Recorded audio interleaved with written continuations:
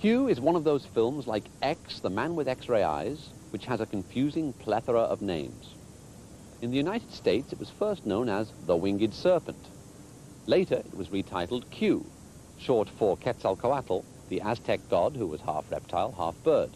In Britain, it is known more formally as Q, the Winged Serpent. Q was directed in 1982 by Larry Cohen. Larry Cohen is a famed writer, director, producer of exploitation films, among them Demon, It's Alive, and The Private Files of J. Edgar Hoover. Q is his most ambitious film. It's a combination of a slasher movie and King Kong. In fact, Cohen goes one better than Willis O'Brien and Marion C. Cooper and sets his monster's roost not in the Empire State Building, but in the attic of the Chrysler Building, a deco skyscraper which some say is the most beautiful structure in New York. Cohen is a true guerrilla filmmaker. He doesn't bother with permits or permissions or anything like that. Finish the first draft, gather up whatever character actors are to hand, and get out there and shoot. Several times the production of Q was halted by police, who thought the hail of gunfire coming from the upper floors of Manhattan skyscrapers was genuine. Nevertheless, he's assembled quite a good cast for this one. The film has, in addition to the usual red-faced, bewigged bit players, Michael Moriarty, who was the star of Dog Soldiers, Candy Clark, from The Man Who Fell to Earth, Richard Roundtree, who of course was Shaft, and a brace of Carradines. Cohen has very bad taste, but he knows how to keep a story moving. Unlike John Sayles, whose Alligator we've just seen, he isn't interested in ringing any changes on a genre. He just tells the story and that's it. He also has a nice eye for detail and a perverse sense of humor. Q is presented by Samuel Z. Arkoff, the king of the bees. There we go. So welcome. All right. Very interesting. Hello, Yes. everybody. So that was a clip from a TV show called Movie Show. British something. Yes. It's definitely on British television. But yeah, it was how I first saw this film back in 80s. So, well, early 90s, probably 90. It was on late night TV. And so I got the video ready. Now, let's have a look to the chat. Professor's here, of course. Hello, Professor. He heard there was TNA at the beginning of this, so he turned up. So, yes. Actually, there's only T. Lives here. Look it up on YouTube. Yeah. Bring it up. Dog Soldiers is fire, but I don't think this is... He wasn't referring to the Neil Marshall Dog Soldiers. I like seeing him in the stuff. Years ago. The stuff he did is the stuff. Fun one. And yeah, stuff is great. Oh, there's your mate. I'm doing me. He's in deepest, darkest Scotland. So he's got... Hey, Liv. What's up, Professor? Mike. And yes, I'm getting better, thanks. Voice is getting back. I've got a nice gin and tonic. You've been sick for a while, too, now. Yes, it's your fault. Yeah, it's my fault. So, have you got it ready to play? Yeah, just brought it up on right, YouTube. I'll give you 2 seconds to talk to the chat while I go run upstairs and press play on a VHS player.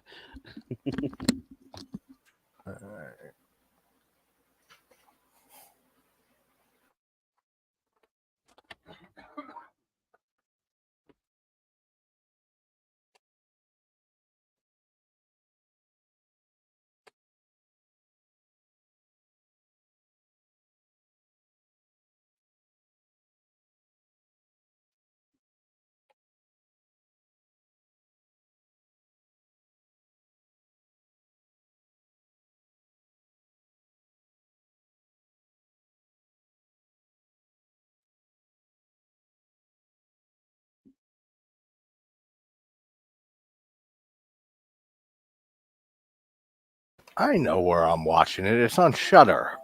I know it is because I just saw it recently. The Movie Drone clip. I don't know where he found that. I don't know what the hell it is. How's everybody's Friday so far? For some reason this morning when I woke up, I made a post just saying happy weekend to everybody, and I didn't realize it was Friday, not Saturday yet. Right. Yeah, it's on Shudder. I don't know. Right. Okay. I remember seeing it. So that's why I was like, I was looking on YouTube and I couldn't find the version, and I'm like, it's on Shudder. All right. Are you playing? Because I have an ad quick at the very beginning. And then that's it, motherfucker. It was Calm down. amateurs. What he doesn't tell you is that he's not really outside right now. That's a background. It's a very good one. Yeah, It's very good CGI. Green screen. It's a very, very good green screen. It's YouTube money now. I'm on, so I yeah, can afford exactly. That's luxury green screen. That's what I got better lighting now for people. And it's a video, so it'll get darker as you go on. just hooked up new lighting, so all right, lighting should be better. All right, I'm ready. Right, let me know when you see Samuel Zed's Ark Off. I see a United Film Distribution release. Okay. So yes, I'm doing all right, Liv. Now that JT's here. Yeah, that Movie Drum clip. There's lots of clips on YouTube I found of Movie Drum, and I can hear your copy. So I know. I got it. All right, Samuel Z. Ark Off. It's paused on right now. There we go. Right, play. Oh, did I play or pause? Playing. I'm playing. Yeah, ignore the VHS because I can't pause it, so it's going to do its own thing. Even though, it's starting off at the same time, but it'll be finished about 10 minutes before we are. Oh shit, that's a good point, Professor. Candy Clark is in this. Oh yes, a little bit. David Carradine too. Okay, I never saw this. For people who don't know in the chat, I've never seen Q the Winged Serpent. This is something me and Gareth thought of and brought up a year ago or so, and I on the stream with it might have been Dave and Mike, and we said I never saw Q the Winged Serpent, and I said I've never seen it, and then we were going to do a watch, and then it just never happened. So now we're doing it, and this is a first-time watch for me. So yes, the review is classic, but cult classic film that I just never got around to. Yeah, how many times have you seen the stuff? The stuff I've seen a decent amount of times, maybe 4, 5. That made some of the kills in that movie made my volume 3 of my top kills list. People in the chat, if you haven't yet, send me in some way your top kills or death scenes in horror movies, because I'm going to make a community edition where it's all picks from everybody. Hey, Jamie. But you have homework. You're going to have to watch the 3 volumes I did already to make sure that 6 hours worth. No, it's only about 2.5. So how old are you, JT? Inquiry minds want to know. Who wants to know? Oh, it's random. I am going to be 36 in September 28th. Gareth is spending some international habitat. Lovely weather. It is. It's very rare, but we're there. So this is filmed. Hi, Jamie. What is this? This is the Empire State Building, and this is a real window cleaner from the Empire State Building hooked onto the outside with just 2 hooks. I wouldn't doubt it. That's how it is in the city. Well, exactly. People in the chat who don't know can't tell from my accent. Yeah, I'm from New York. I'm on Long Island, but I've been to so many times. See, yes. But you see that all the time. Just people fucking hundreds of stories up. And I would not in the world. I would never. I don't have a fear of heights, like a big fear of heights. Like I can go roller coasters and be high up and stuff. But if I'm like 100 stories up, I've been to the Empire State Building. I love that kill just now. That was cool. The guy's lost his head. That might make the list for volume 5 or 4 whatever. Like it says, it's guerrilla filmmaking when he made this. So a lot of it in New York. So he had access to limited stuff, and then he got people just watching them on the streets. But yeah, Larry Cohen did what he did the stuff. It's Alive. Return to Salem's Lot. I haven't seen him forever. And a few others. It's Alive. It's Alive is was he 4th series? Moriarty. Right? Oh there's yeah, about It's Alive. 3 and a remake or.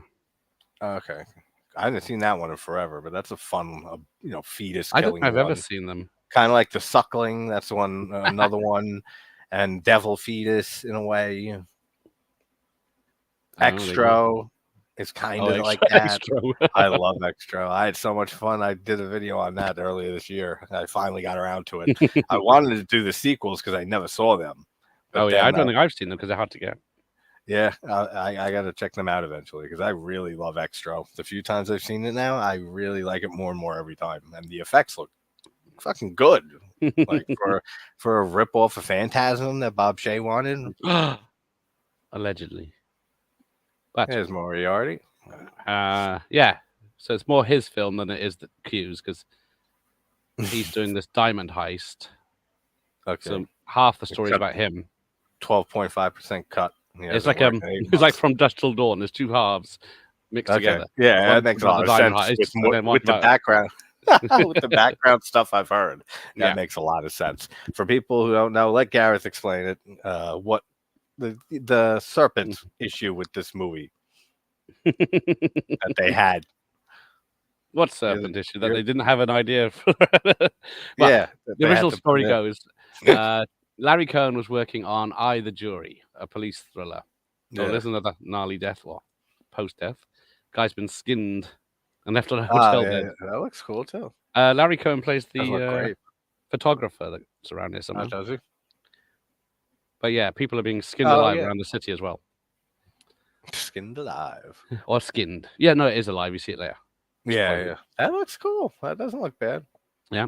So Larry Cohen was working on this film and he got kicked off by the producer. Then he said they'd already paid for this hotel room for a week or more. So he just wrote this in 6 days.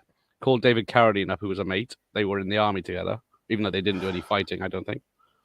And then just David Carradine got off the plane. He had barely a script, and then they started filming. Nothing. Oh, sorry. Here comes the TNA professor. So because of that, they ended up shooting this entire film, then thinking that they would be able to cue the Winged Serpent in afterwards. And they didn't have the technology. It was 82. So then what did they end up doing? They ended up going and reshooting certain parts. Yeah, they had to redo stuff. Like, I'm sure they had to do a lot of fucking stuff. But that's real New York there, and there's a real New Yorker spying on ladies taking their tops off. And those are real New York breasts, most likely. If she's an ancillary character, no one. Well, if you're on top of a building and there's higher buildings above you, you know what you're doing. Oh yeah, but she's oiling herself. You know, bitch. So, do you have any scenes from your next? Liv is asking you in your top. I do not actually.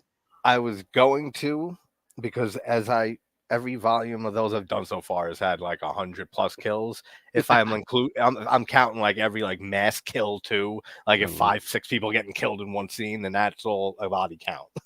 So like 90 to 100 in each of them, and then I'll think of some that was cool too.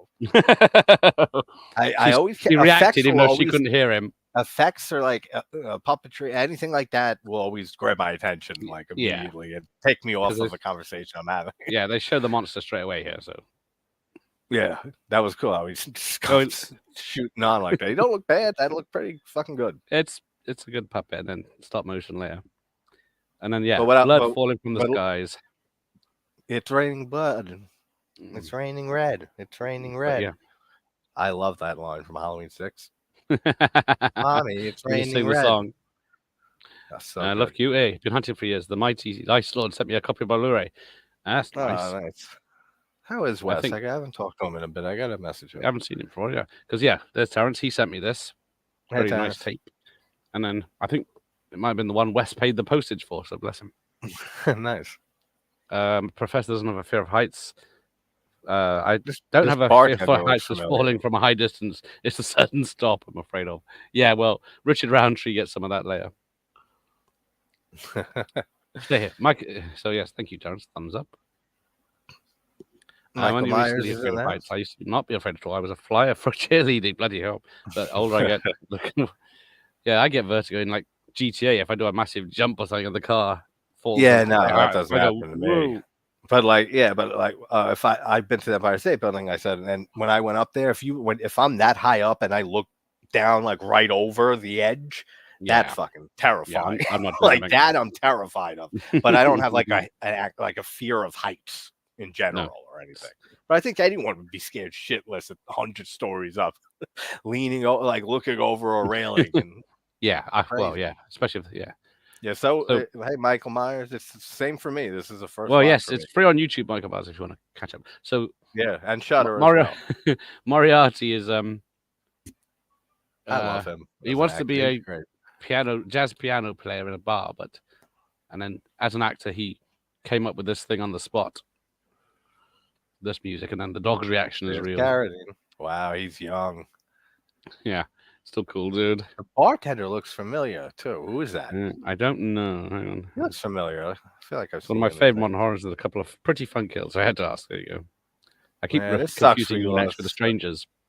Oh, okay. Yeah. Well, I mean, both home invasion films. I get it.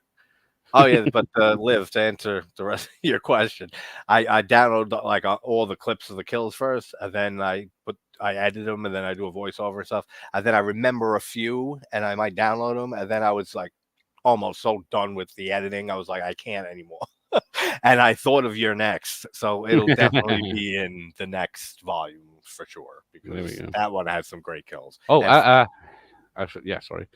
Oh, I was saying, Erin's my favorite final girl of all time. Okay. An Aussie. Yes.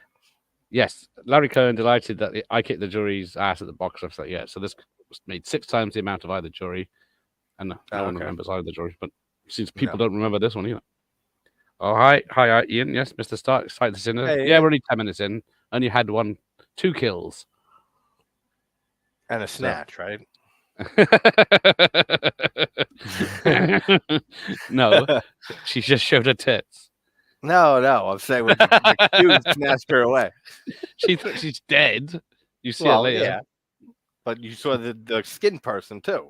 So that's a death. Oh, sorry, yes. So decapitation and death. Those are the 2 deaths I was talking about, and then the snatch. Wow, yes, which your mind went right to pussy and not and not the winged creature, the titular character coming down and snatching the woman. So yes, here comes the heist that Moriarty didn't want to be in.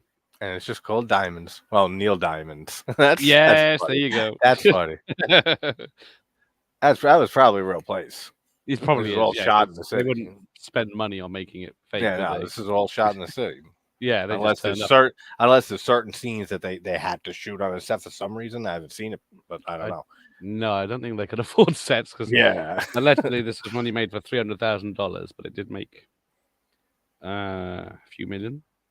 No, it doesn't say. Hopefully.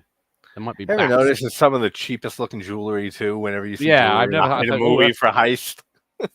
Anytime they rob a jewelry store and shit, it's not like because they're using obviously fake jewelry and shit. But they never go all out and go to a real jewelry store and use. Well, they might have some.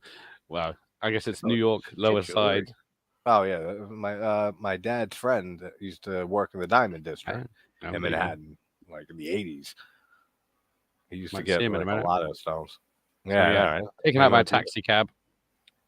Yes, you did. And he just kept on driving.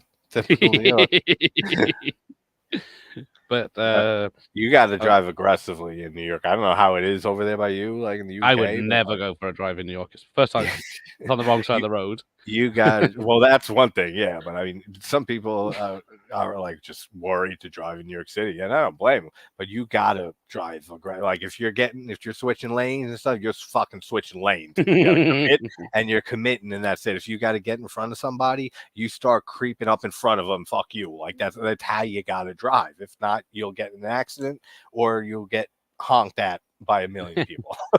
Yeah.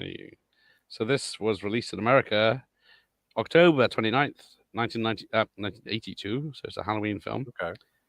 And it doesn't have information for the UK. France, Canada, Ireland. And it's like a year later for Ireland. So probably would have been about the same for us.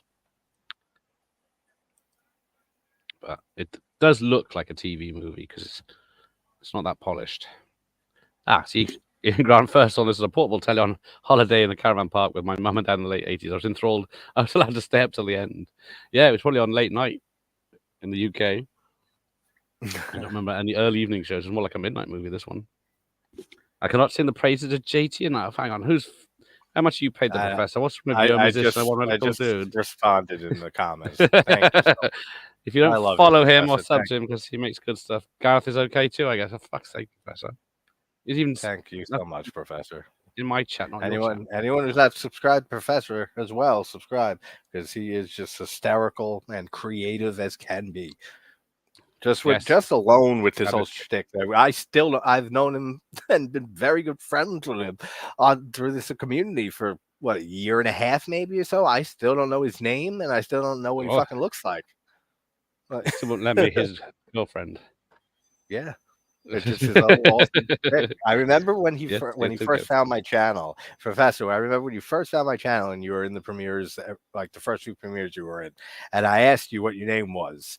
And then you said you don't want to ruin the mystique and stuff. And then I said, I get that. I said, that's cool. And but then still to this day, I don't know his name. And he's Professor. I'll always be Professor Macabro. Love you, brothers. Yeah, you got a caravan telly to work. Well done. Oh, there's you. It was in color too. A fancy caravan. Oh, must be posh. Once in a caravan which had a spoon on the TV instead of an aerial. There you go. It works. If coat hangers aren't available. I don't even drive because of insane anxiety, and I used to live in Detroit, the Motor City. The irony. Yes, I would. There's plenty of cities around here I wouldn't go near. Yeah, I have really bad anxiety too, but not with driving. Driving is actually calming for me for the most part. Because I have music blasted to the highest volume possible at all times. If it's just me, then it's always blasted to max. Oh yes, okay. So hey, Dr. Impossible. Cinematographer Fred Murphy does a marvelous. Yeah, because it was a low budget guerrilla. He got a lot of nice shots of New York, and especially aerial shots. Yeah, this is a first watch for me, Dr. Impossible. So this is the nest which we're about to find is a set, and then of course they actually do film in the real. What's it called? Chrysler Building later on. Yeah. I saw this and Galaxy of Terror when they released on VHS. Yeah, and both terrified me. The bit with the window washer at the start was too much for a 4-year-old. Yes, I'd imagine so, because what is it? It's an X-rated, 18 certificate film. Young Terrence. Had fun with, she's taken, had a lot of blood taken today. All right, Jamie, feel better, okay? We got to figure out, we'll talk soon. We got to finally figure out the Fire Walk With Me thing, because Chinchin Ninja, me and him always tweet each other shit on Twitter, like that, every single tweet. And he tweeted Fire Walk With Me because I keep pushing the date back until we figure it out. So I just keep, and then I forgot to change it. So he thought it was going live that night. And I just say, no. I didn't push it back again. But feel better, and we'll talk soon. So yeah, here we got some more aerial shots of New York.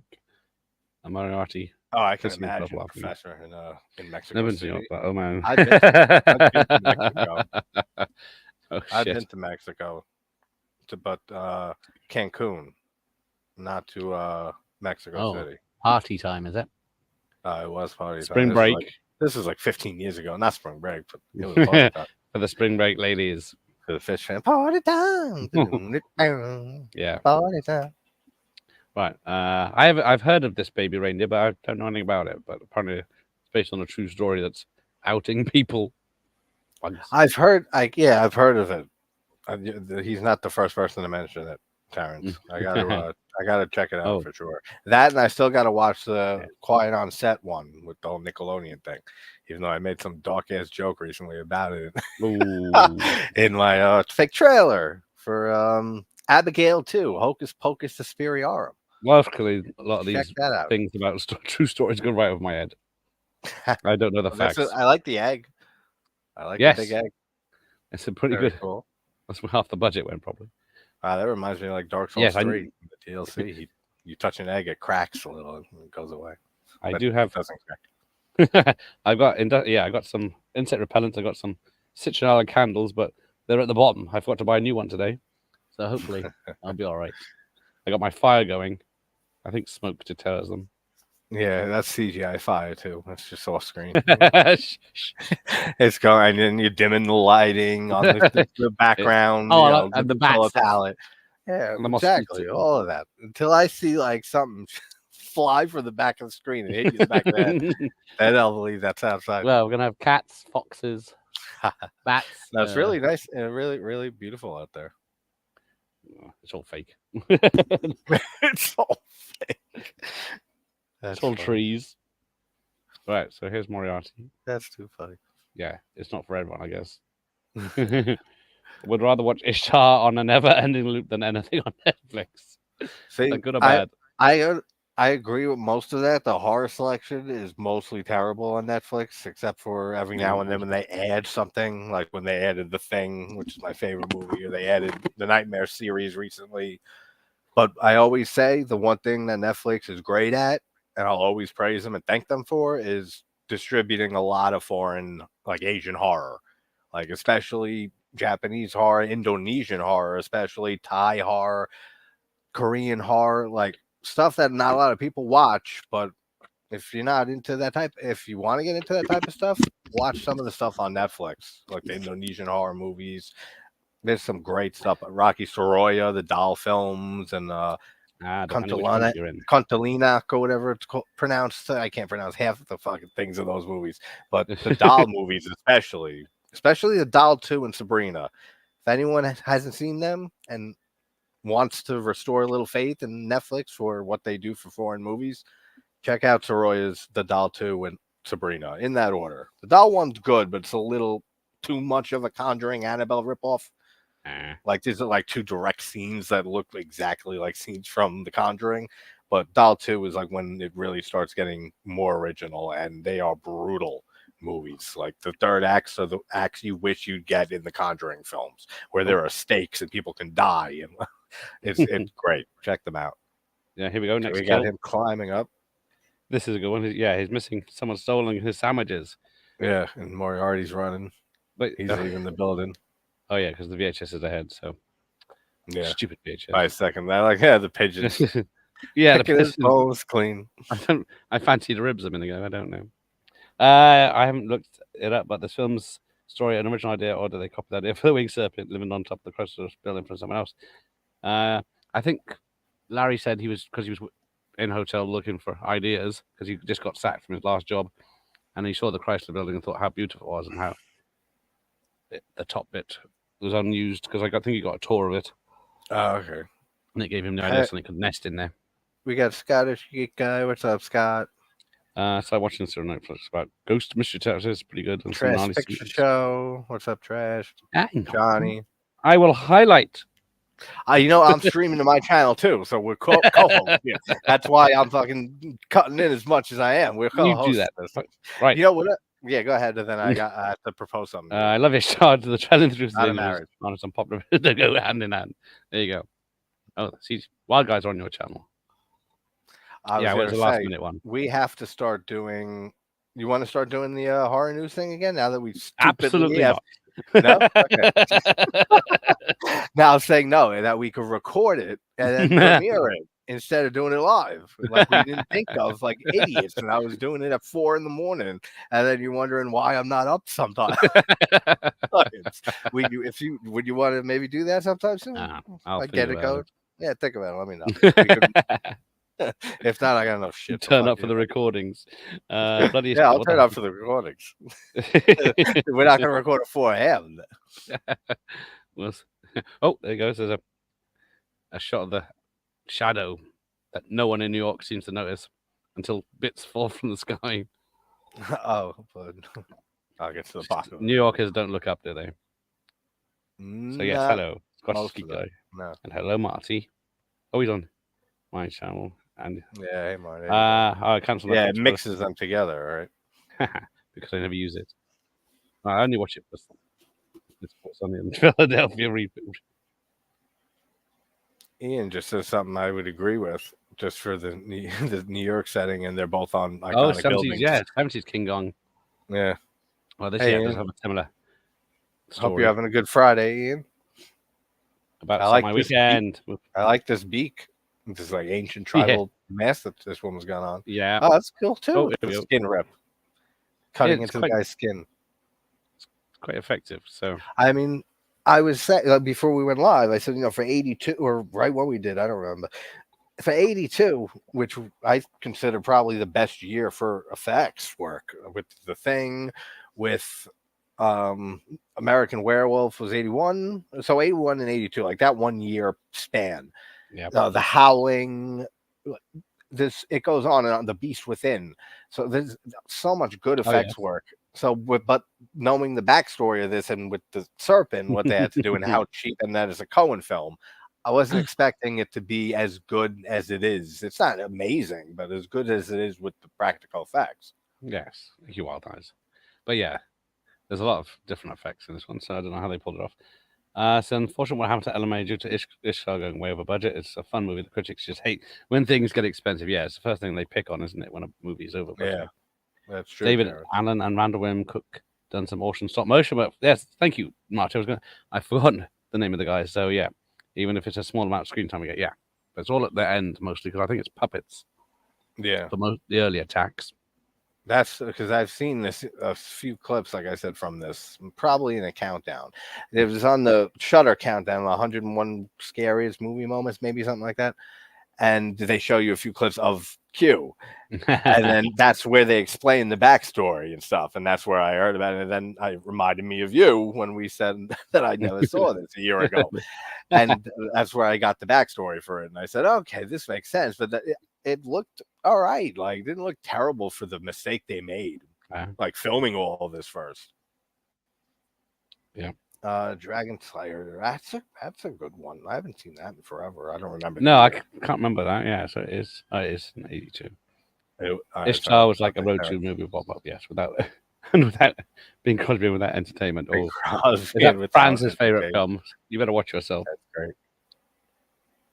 There might be a premiere of an old video on the comedy side channel now, JT's Comedy Discussions. If you guys don't know about it, started a side channel. It's a little sister side channel. It's going to be nowhere. This is my channel, is the main channel, the horror stuff.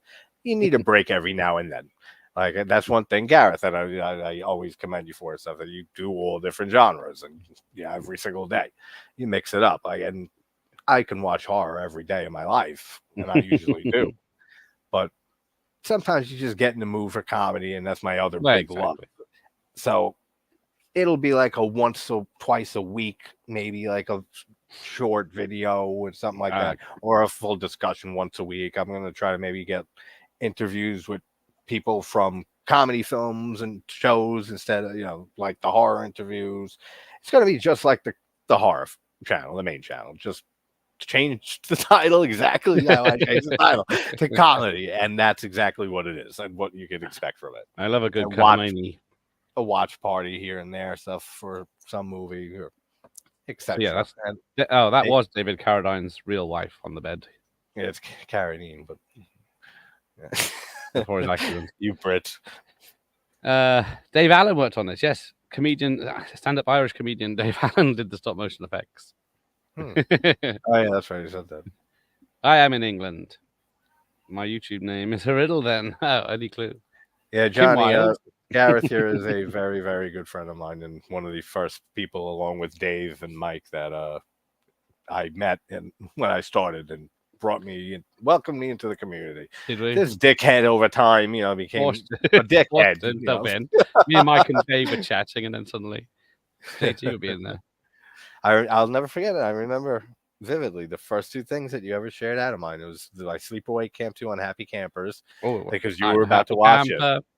Yeah, you were about to do a watch of it, and you said, check out my long ass 15-minute fucking review on it. And then The Guest was another one a few weeks later. And The Guest. Thank you to this day for that. Always love The Guest. Yeah, Johnny, he is. Hola, amigos. Larry's here. And that's enough of good shit I'll say about him. Okay. While I'm streaming. I'll go today. Edit that out later. So, hello, Hatchet Boys. Welcome. Hey, Hatchet Boys. Mike Moriarty's just too good. Yeah, people are saying he deserved an Oscar for this because Moriarty's a great actor.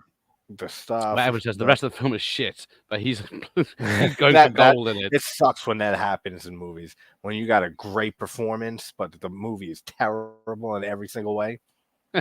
Well, this is awesome in every single way. Close to. Yeah, well, yeah. I mean, this is like bad, good. But I mean, if you have a great performance in an absolutely awful film, that's the worst. Because then it's like, God damn, man, like they wasted this guy or girl or whatever gender you want to identify as today, wasted their talent on whatever shit movie it was. Oh,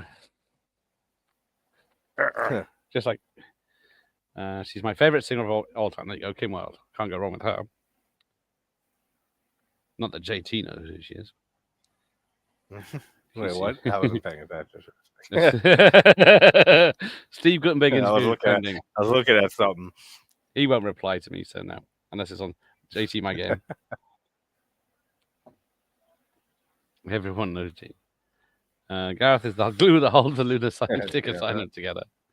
Synergy. Gareth. That's how you get in. Yeah. Oh, absolutely. I mean, he's basically, him and Mike are what glue the British and UK people with us in the Americans. Where's the Canadians? And then Professor bridges. Oh, he's holding up the South. Mexico.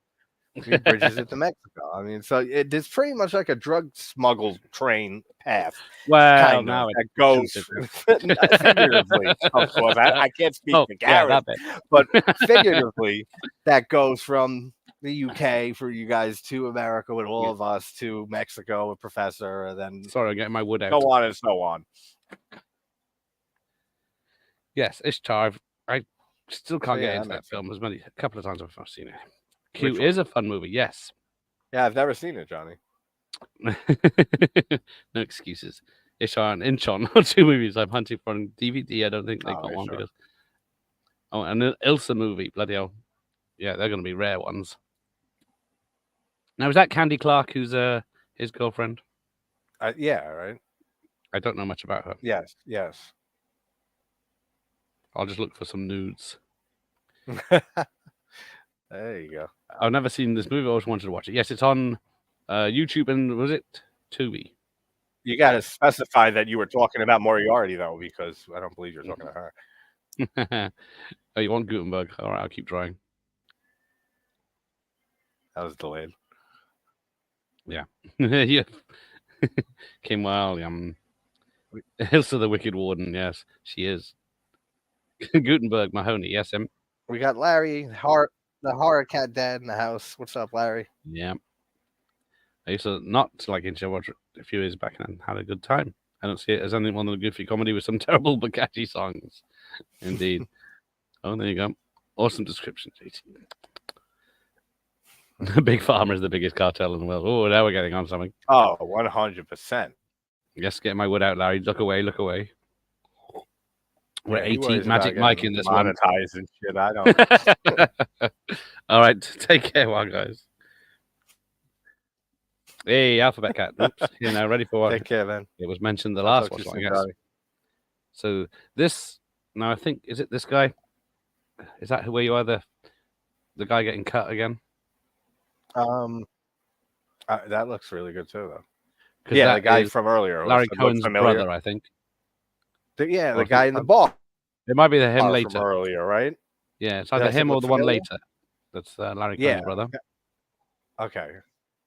Yeah, that because I knew pretty good cutting. That doesn't look too bad as a retractable knife. No, it doesn't. We're all paper mashing out this print stick holding us together. That's not good.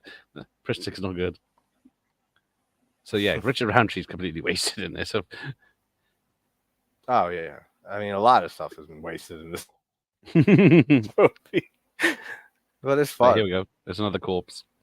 Hey, Marty, what's this? I thought I fucked up when I saw the stream previewed under the actual stream and just realized JT is streaming simultaneously. Yes, he is. Stealing my thunder as usual. Yes. That is one thing that I love about Gareth. He's changing location. He pays for StreamYard, so I can stream Streams of Ours to mine as well, because I will not pay for StreamYard. Yeah, your check hasn't cleared. But I gotta give him credit, man. I mean, I know I put a lot of content out also, but same with you. You're every day with a watch party, and then it's like almost never falters. Well, I was supposed to be doing Freddy's Dead tonight with Jim, but he bitched out. Oh, yeah, that sucks. So both the movie and that who's got no life and that left this. Actually, I had more fun with that movie when I did the series and rewatched it all than 4 and 5. Like 4 and 5 is the biggest drop from. It's not my series. I always say after Dream Warriors, and 2 is my favorite in the series, which everyone knows. Oh, here we go. Building some. Yeah, there's the building. Cue action. You're like a few seconds ahead, so I see the POV. Yes, that's where I'm. Okay. Oh, the guy cowering. Yeah. There he goes. Knocks his ass And right then off. yeah, he does a flip forward, and then it zooms in on the city, and then he's allegedly done for. I like how it's in the paper. Like, And yes, factor hoax that there's a winged creature being sighted in the city. That's cool. Before the older mobile phones would catch it. Oops, I'm not enough said to be the cool one-liners in this film. Don't come, guns don't come with nerves. You have to use your own. Yeah, Moriarty's got some cool, and Carradine's got some cool lines. I just love him in general, Moriarty. It seems like he's like that in real life. Like he does. Like he acts great. Acting. But he's not. It seems like he's not acting much. That like it's an exaggerated version of who he is. And there's a lot of actors like that, and it can work to your benefit if you're a likable person. And he absolutely is. So he always is just great for me. I've only seen him in a few things. The stuff is what I mainly know him from, and maybe another movie or two I can't think of offhand. Well, I'm trying to think. Have you seen Return to Salem's Lot? Oh, okay. Yeah, I didn't remember he was in it. I haven't seen that one. Again, the best thing in it. Is it? Oh, yeah, that's right. You said that earlier. Oh, yeah. I haven't seen Return in forever. Even Salem's Lot, the original, TV adaptation, I haven't seen in years. But that's a great one, Toby Hooper's. Yeah, it's 3 hours though. So I know. I mean, that's a much better watch than the It miniseries, the 4 hours. Yeah. Well, yeah, it is. Even if you cut 2 hours off the It miniseries, it's a better watch with the other one. Yeah. I've never seen an Ilsa movie on physical media in the UK. So, Michael Moriarty's still with us. Yes. But yeah, I'm trying to think, where is this Dog Soldiers? And let me tell you one thing right here. This bird's you see how fucking big this bird is? It's flying around Manhattan. The fact that National Guard wasn't called in from the first sighting is unbelievable. Like, get out of here.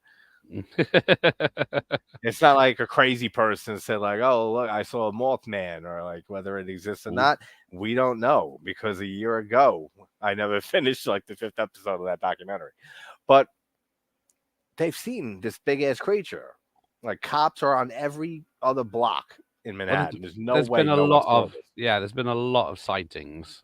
Yeah, I mean, the city would be in lockdown. Yeah. It would be the National Guard. I would not be going out. No. Like, it does. Yes. It's not like a 7-foot tall creature that flies. This is a fucking huge, like pterodactyl, like bigger than a pterodactyl. Yeah, like a dragon, basically. Originally, it was I think the French poster has it with feathers. It's a misrepresentation. And then our background, well, we can see it is by a famous artist who I can't remember now. I love that deer. That's one of my favorite shots in horror. It's a good one. Is the deer from the stop motion, which will be coming up at the end, is great in this.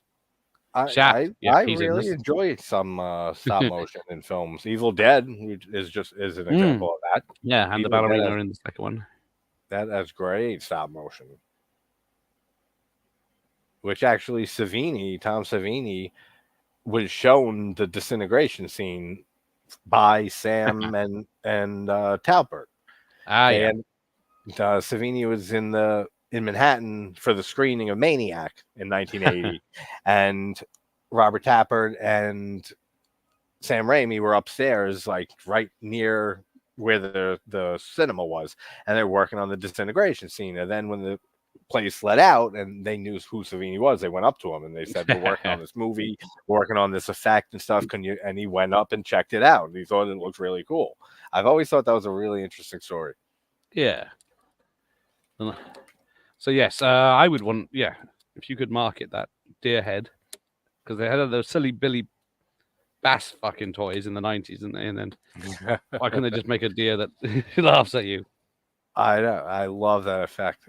of the deer laughing and cackling like that. It's just such Yeah.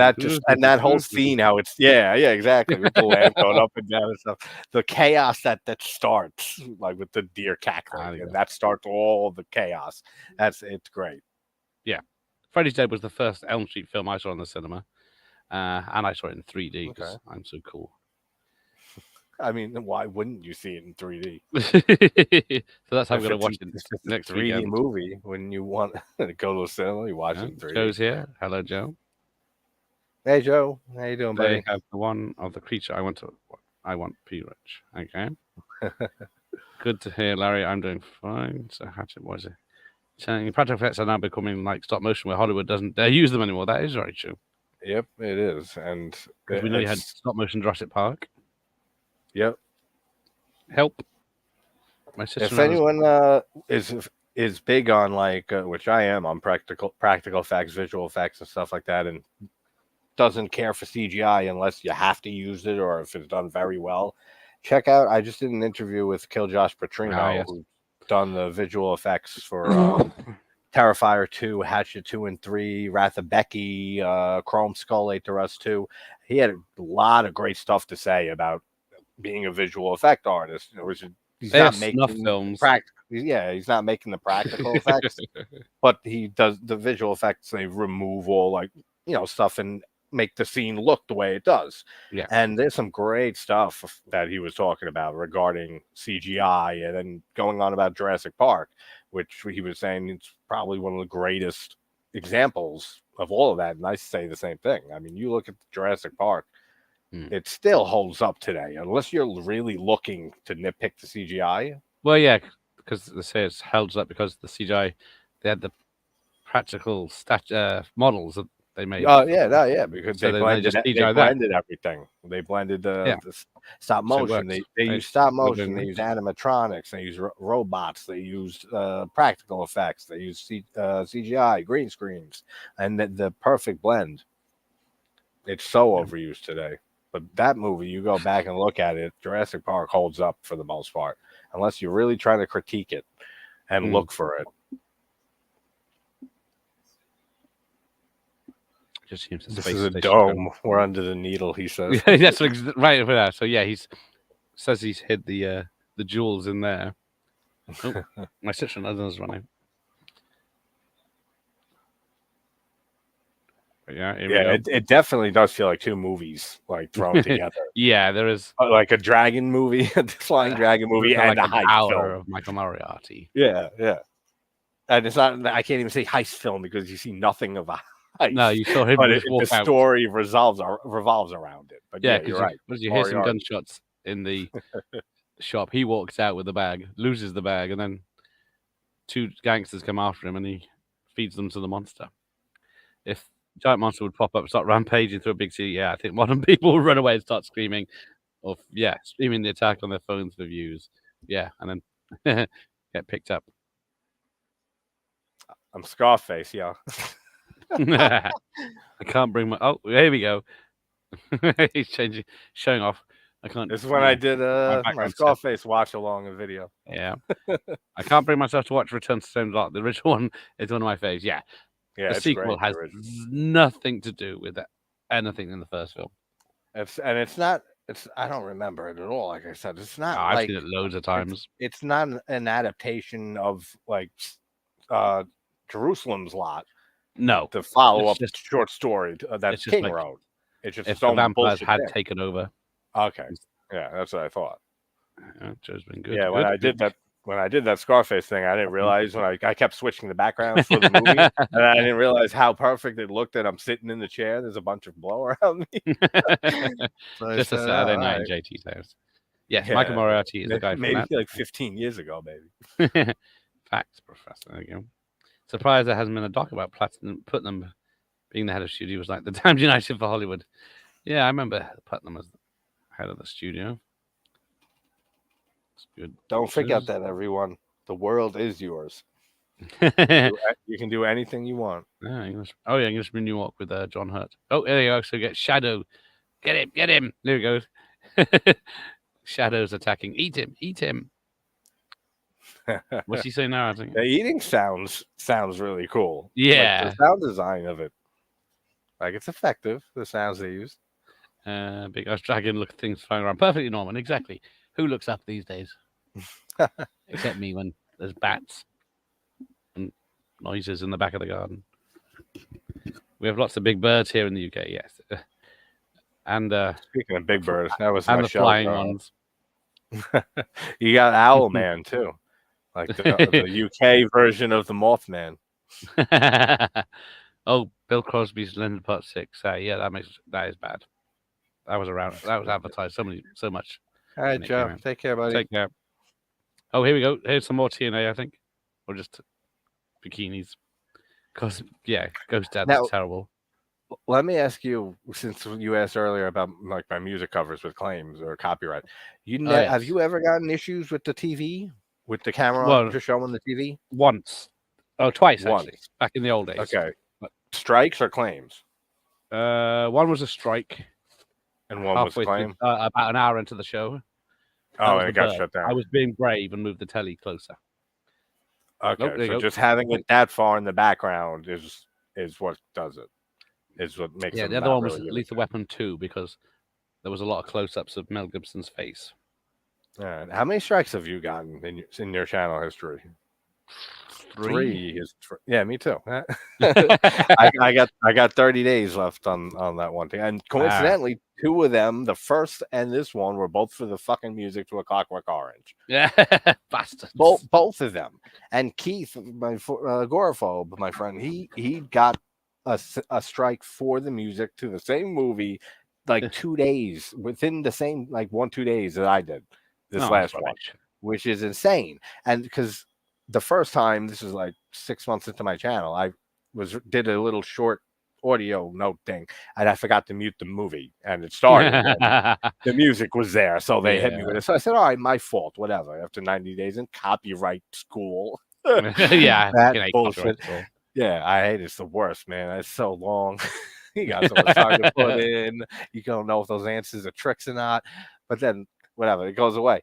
And then I got another one like a year ago that went away. And then this one was for a cover of the score to Clockwork Orange, because I looked all over YouTube. There are dozens of covers to that soundtrack. And then I put it up, and there's no issues. Then a week later or less, I get hit with a strike again. And I said, "Are you kidding?" And I even told myself, I said, against my better judgment, I'm posting this to YouTube because I put it on Instagram first, and I was going to leave it on Instagram because the first strike I had was the music to Clockwork Orange. But I said, because that was actual music. This is a cover, even though it sounded identical. But I'm like, this one I tried appealing. Yeah. The other 2, I was like, whatever, I get it. But I like how if they don't add up, you know what I mean? Like even if you can have 10 million strikes in the history of your channel, as long as the one at a time keeps going away, you go back to 0. Yes. Well, I had a warning for like 3 years, but then they allowed them to pass. Wait, you had a warning for 3 years? Yeah, you have a warning first, then a strike the second time. But they've changed the rules now, so they got rid of warnings. Oh, now they changed it? So now you get a warning and then there used to be a warning. Oh, so now you just get the strike. Yeah, I think. Because they're fucking assholes. I mean, sorry, guys. YouTube, you're partners with both of us, but... Robocop 2, Kane is great. Got to speak the truth when it's out there. How you know I love YouTube. And this is the part that's on Garrett's channel that we're... Oh, shit. This part will be edited out of my stream. Now, the giant claw. I haven't seen that, but I saw it advertised because when I was looking I've heard of the giant claw. Yeah, I've never seen it either. It's like the hand. I've seen the hand. The one when it's literally exactly what it sounds like. Yeah, with Michael Caine. That's a fun one. That's a fun one. Yeah, my fire's gone out. That one I remember. Like the giant claw, I never saw. I know that. How about Mother Jugs and Speed? Oh, there you go. That sounds about as what I read earlier. CGI is overused. Yeah, they just fall back on it. And yes, instantly. Absolutely. We'll try to explain my jealousy of not seeing Freddy 6 in the cinema. Yeah, you suffer, Michael Myers. And that made my kill volume with the video game kill. I think that's just a very creative kill. Like, just for the creativity and the power glove that Freddy's using. I beat my high score. Oh, that's fun. Mm-hmm. Don't know that one. Giant claw. It has a force field around it. Oh dear. They use it when it's needed, but these it's like it just gets overused. Yeah, every Marvel film now is just 90% CGI, isn't it? Almost every film, like even in horror, you see more practical effects because it's horror. But then, like, unless it's a film that's trying to purposely stick to practical effects, which my stance on it is that if there's an effect you can't do practically, that has to be in the movie. So, like, recent example, Late Night with the Devil. I don't know if you saw it yet, Gary. Yeah. There's nothing anything, but they use mostly practical effects, but there is some CGI in there, but it's used on top of the practical effects, and it has to be used. Like, there's certain things you just can't do practically, like make electricity bolts like shoot out at somebody like that. You can't do that practically. You can, China. but yeah, you can if you want to get creative. But if you're trying to get a movie out and stuff, CGI is the way to go for something like that. So if you blend that or just use CGI when you have to or to enhance a little bit, that's pretty much the stance I have on it. Besides that, I think practical, especially in horror films, it should be the way to go all the time. There's exceptions because ghost movies and demonic possession, actually, you can do mostly practical. Ghost films, like when you see ghosts and stuff, that is more you need CGI for, which I get. And if CGI looks good, you don't even know it's CGI sometimes, like if it's very well done. So, I mean, I'm not totally against CGI. If you use CGI right there. Oh, okay, yeah. I have to get some petrol. My fire's gone out. Right. I'm quite a fan of CGI. And Jumanji, yes, the stampede scene. I love Jumanji.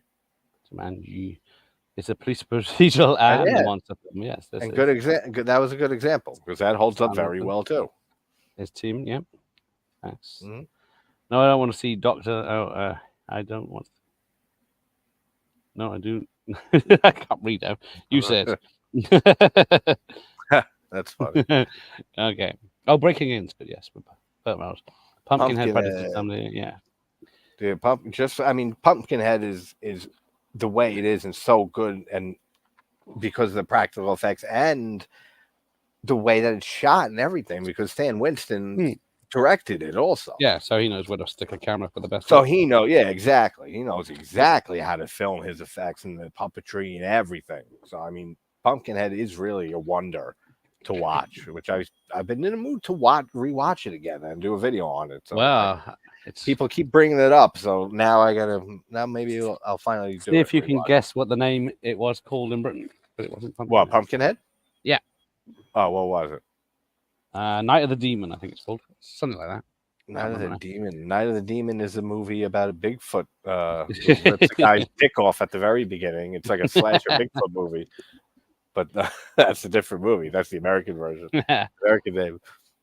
If anyone hasn't seen, it's not a good movie for guys. But if you haven't seen Night of the Demon, not Night of the Demons, Night of the Demon. I think it's 1980.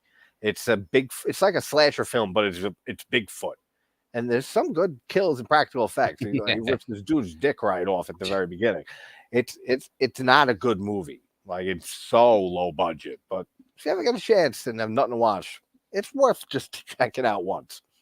Rob Lowe's remake is worse than Return to Sendai. Yes. I'll always watch Return to Sendai. I remember I did see the remake, and that's not good. The original Sendai is awesome, yes.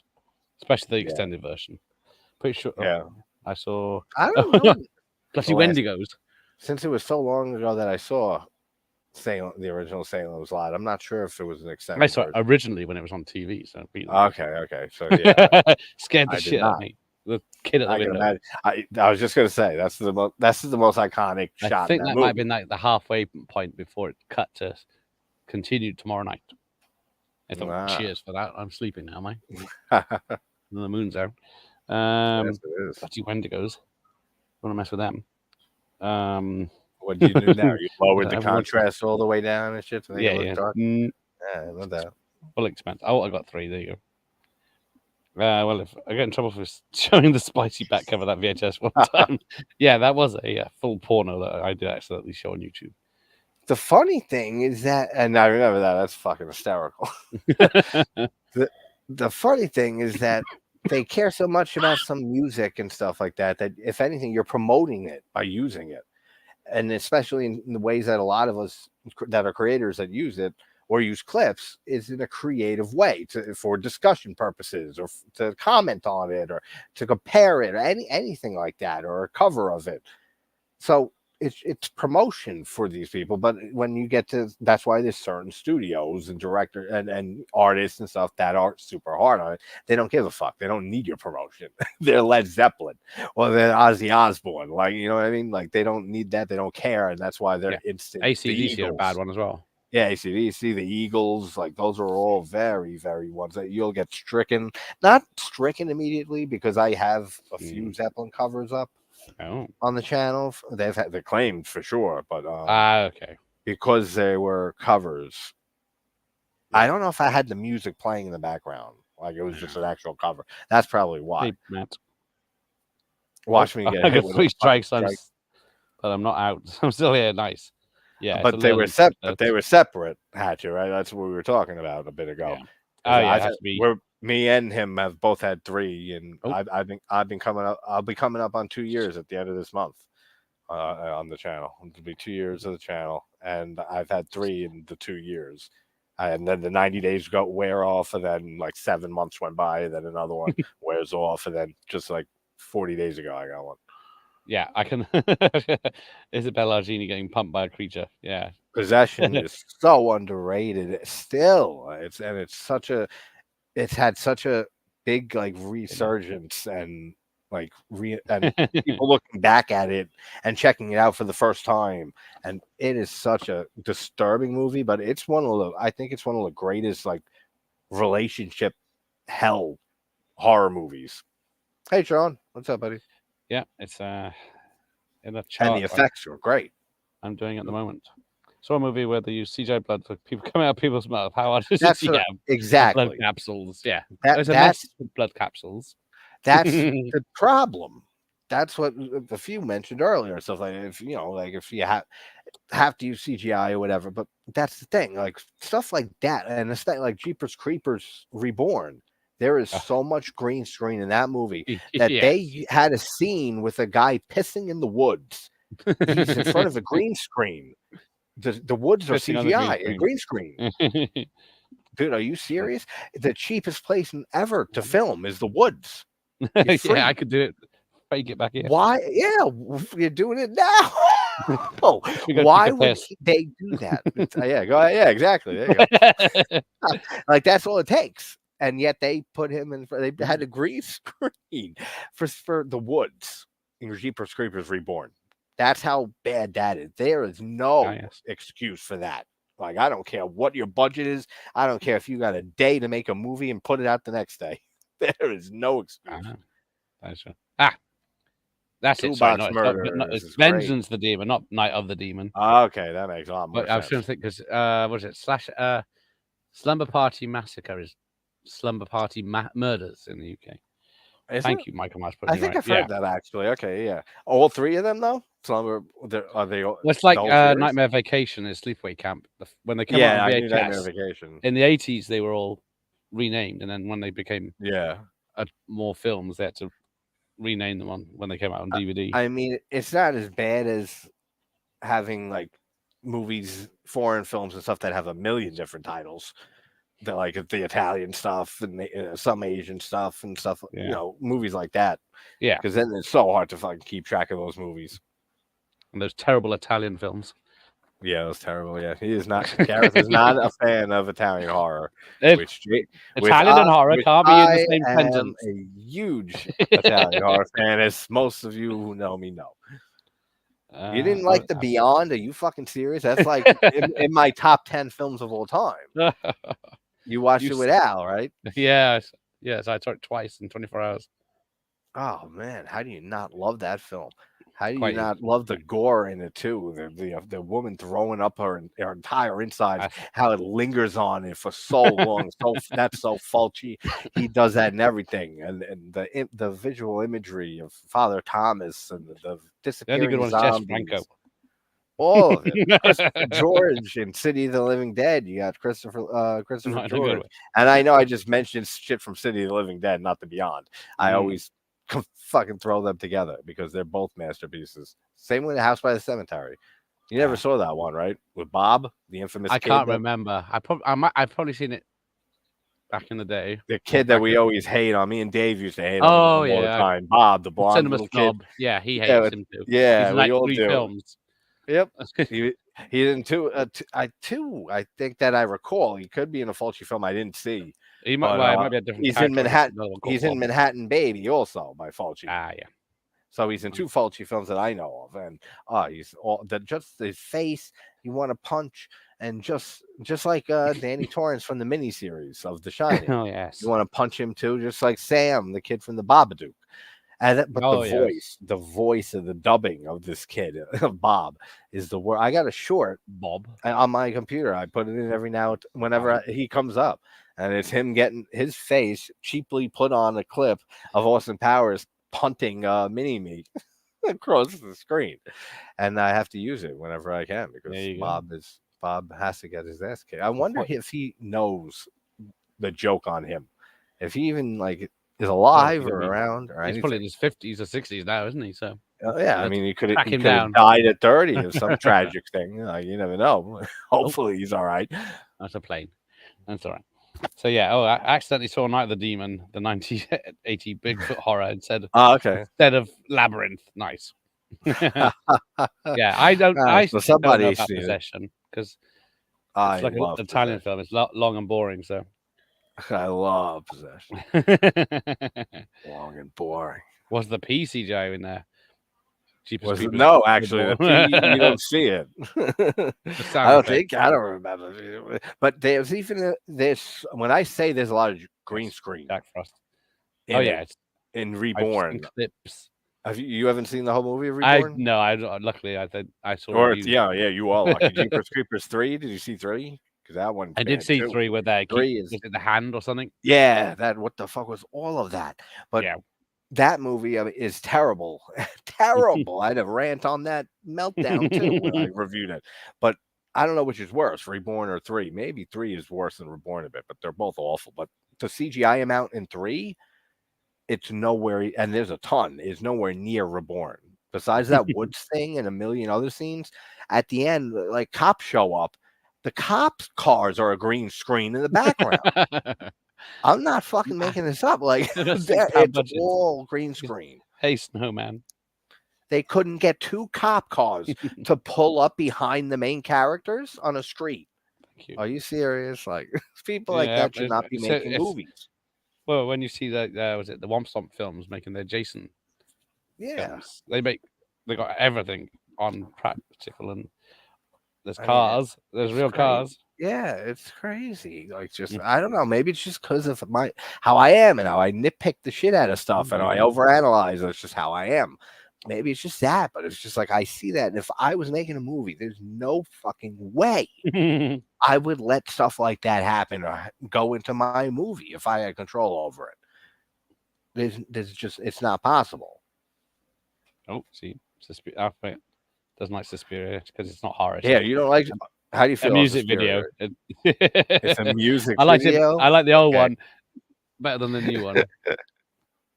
Yeah, the remake. I love the remake. I think it's very different. Explains a lot. Purposely changed. There you go. Oh yeah, Massacre. Yeah. Massacre was That's another right. one. Because Chainsaw Massacre, you couldn't even use Chainsaw or Massacre. And then you had Sorority House Massacre also. Yeah, I think that had different names. I'm guessing. I know Hard to Die is the name anyway for the third one. That's ridiculous. Oh, bloody! I know. Yeah, I know. It's the same cast as the second one. I love 2 and 3. I don't care for the original. I don't like the original Sorority House that much. But 2 and 3, I always confuse Orville Ketchum. Yes, Orville's great. Unfortunately, sadly, no longer with us, the actor. But yeah, no, he's great. They still are trying to make a sequel to that with Jim Wynorski. Oh yeah, yeah. I mean, Wynorski has done so many cheap fucking movies and series, but Oh. some are fun. I mean, he's done Yeah. there's other movies in the Massacre franchise, if you can call it that, universe. Let's say that, like the Conjuring universe. Well, he's done There's- like kids films as well about a dog. Oh yeah, he's done a lot of different stuff. But there's like a cheerleader massacre, and Yeah. another cheerleader massacre 2 is like those are all considered together in the same universe of the massacre universe. Yeah. But Return to Sleepaway Camp, fuck that movie. Oh yeah, you love that one. That's it. We'll watch that. God, that was that was really what I I was thinking about this the other day. I think that was the video that made me because I had a meltdown.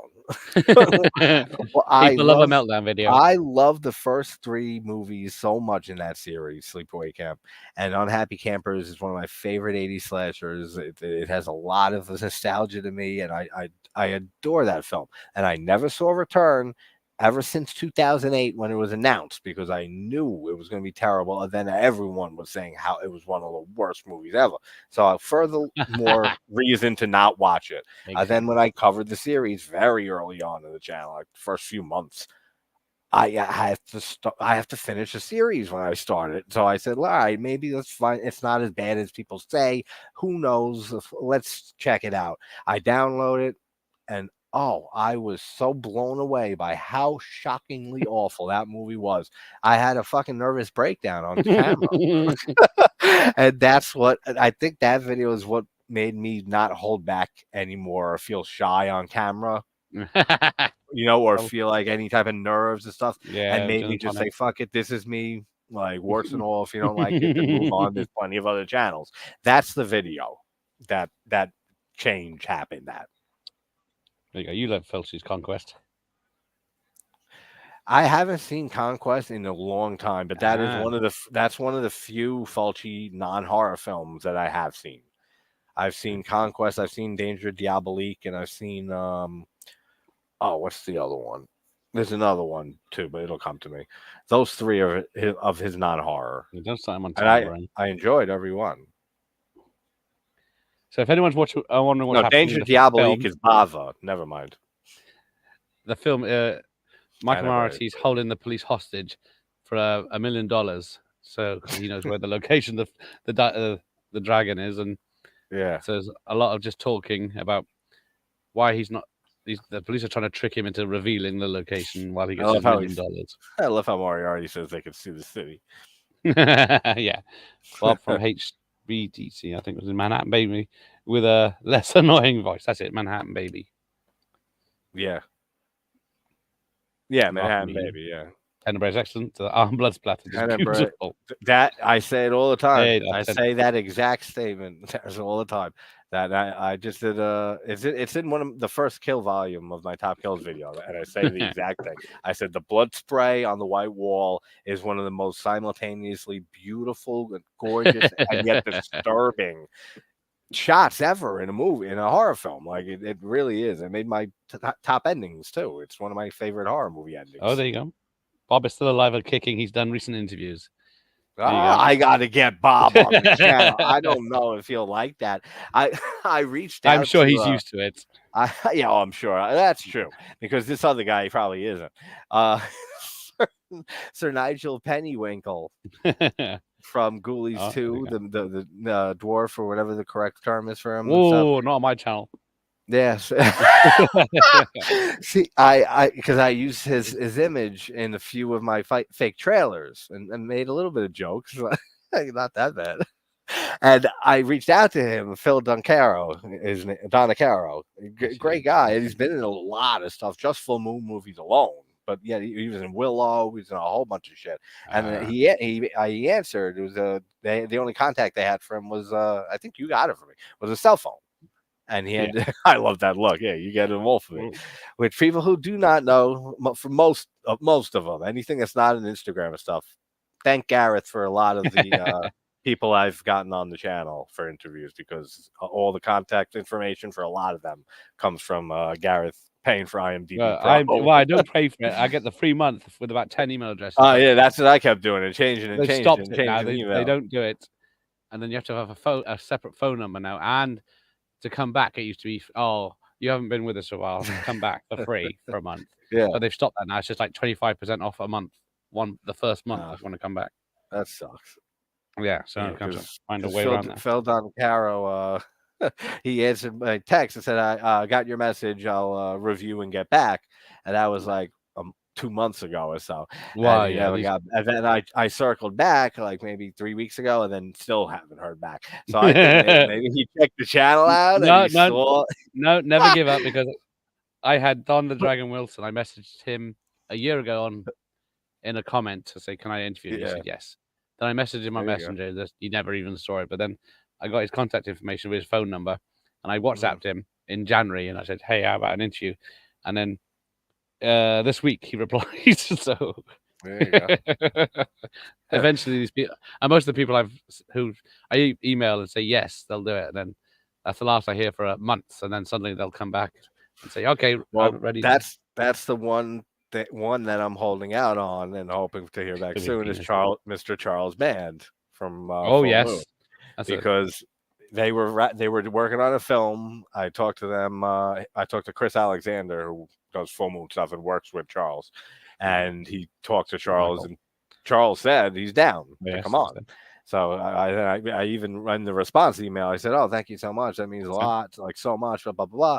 I said, if he's definitely interested, and his response was like, yeah, man, circle back at the end of the month. End of April, they were wrapping up a production. Yeah. And he said, Charlie already told me he's down. So he said, hey, he's down. So now I'm just waiting. Maybe the production, just ended, and so I'll give him a little time. So I did reach back out like a week ago. So I'm waiting to hear back. I really want to get him on. That's a big get, and I have so much to talk to him about. Yeah, he's one I think I reached out to him years ago. Don Coscarelli, I think, promoted a new book out. Him too. I've been trying. He might be a chance now. Actually, with the book. I did think of that, but there's only a few films I like of his. Really like. I love everything by him. The Beastmaster. I love everything by Coscarelli. John dies at the end. Yeah, I do like that one. Great movie. Bubba Hotep with Bruce Campbell. All the Phantasm series is one of my favorite series in horror. I love all Coscarelli. I've reached out to him a few times. He doesn't answer. He doesn't check his messages. Yeah, it's a trouble. I got many people that the mailbox is full. Exactly. That's why I always, if I don't hear back in like a week or so, I'll post a comment on like the most recent post when I see like they just posted an hour ago or something they're on. I'll leave a post saying, I sent you a message, I have a proposal or a request for you or whatever, like hope all's well, and that's it. And if you get a chance, check your messages. Yeah. Just to that may, because then you know how people are, they're just like anybody else. They post something, they're going to look through their comments, so that they'll see more than looking through hundreds to thousands of messages, and DMs. That's how I got Neil Marshall. And you got in the comments of Instagram. Yeah, you got to accept them too. Like you can only send one message to some people. And Instagram's a pain, and they never look at it. It really is. I don't mind if they see it and don't reply, but then if they don't look. Yeah, no, exactly. Tom Holland did that twice. He's one of the few that's Tom Holland replied. Seen it twice and he never responded. Yeah, he's seen both my messages. I think he's done like several times. I've emailed him because I got his email address as well. Yeah. We never hear back, so I don't know if he only does big channels. That's probably what it is. Oh, here we go. So David Carradine's about to shoot the egg. Ah, yes. I like the design of the egg. The first egg and this egg. Oh, if you want to do make videos, just make a video and upload it. It's a massive learning process. Yes, it absolutely is. I mean, Snowman, I'm not the best in any way, just learning, and everybody just learns. But if you ever want to, my email's on my channel. If you want to email me any questions, I'll give you what's worked for me. And that's all I can tell you. But I'll be happy. Yeah, everyone's different. Yeah, I mean, it's your personality that it comes into play. Your schedule. How often you can put stuff out, how much you want to put stuff out. Like there's so much that a lot of subbing going on. Kind of like playing a musical instrument. Like it never ends. Like it's a constant learning experience and improvement. Yeah. Oh, this is one of the last stop motion monster movies. Yeah, they were never that popular, were they? No. I think we had King Kong Lives maybe in the mid-80s, wasn't there as well? I've never been a big kaiju fan. No, but The whole I'll watch genre. the occasional one. Yeah, exactly. I don't think I've seen any of the original Japanese Godzillas. Oh, I've seen the original Godzilla a few times. But besides that, yeah. Hey, Caveman Movies and More is here. Hey, Caveman. He's on your channel. John Sales. How you doing? How you doing, I'm Sam? breaking in. Right, I'm caught up. So he says, thank you. Anytime, Snowman. Bob was in the last scene of Demons 2. Yeah, that's right. Yep. Oops. I've seen the original Japanese Godzillas. There's about 50 of them now, isn't there? So yeah, like that, yeah. In this film we're watching, yes, there you go. They've shot the baby in the egg because it popped out and tried to take out everyone. But now that looks cool, actually. The cops have gone back on their deal with Moriarty because they didn't find the adult. Yeah, they didn't wait 5 minutes for it to turn up. So, and then it's like, that's it. You got a deadline on our deal. It's fucking over. In this big finish, all the cops that are in the tower are people that were working on the tower. So that's why they're comfortable leaning out of windows and standing on rigs and stuff outside the tower and they were, because they were firing blanks from the tower while the helicopter went over, people on the ground called the police because they heard all these shooting going on in the towers. And then apparently empty shells were raining down as well. But luckily they were caught by canopies. Oh, there you go. Crazy shoot this was. It's like the suicide nets they have in like Apple factories in Asia. China. Yeah. Oh, he's met John Sales. They're so done with it. I love John Sales. Met him. Oh, we met him. That's cool. Nice, Darren. I don't know what I talk about. Whatever you have a love for. Exactly. That's basically it. Yep. Okay. JT would talk about dwarves all day if you let him. Dwarves all day. Oh yeah, it was the dwarf. I mean, I go on tangents a lot, but that's just how my mind works. I got one of those mind. Good news, everyone. It's got a mind now. Races, and never stops. It's just thoughts a million a minute. So I stutter sometimes, and I try to get my thoughts out, or I mix words up. I'll make new words up. Fucking, I don't care. They come out, and you know what I'm talking about. So. Oh dear, Caveman's missing his Kino order. How my mind works. Kino has made amazing transfers of all the Mario Bava films because they're all. I don't collect physical media, but all the Bava films that are on Amazon Prime that I've seen, and most of them are the Kino transfers, and they are gorgeous. John Sales. Sam, they look great.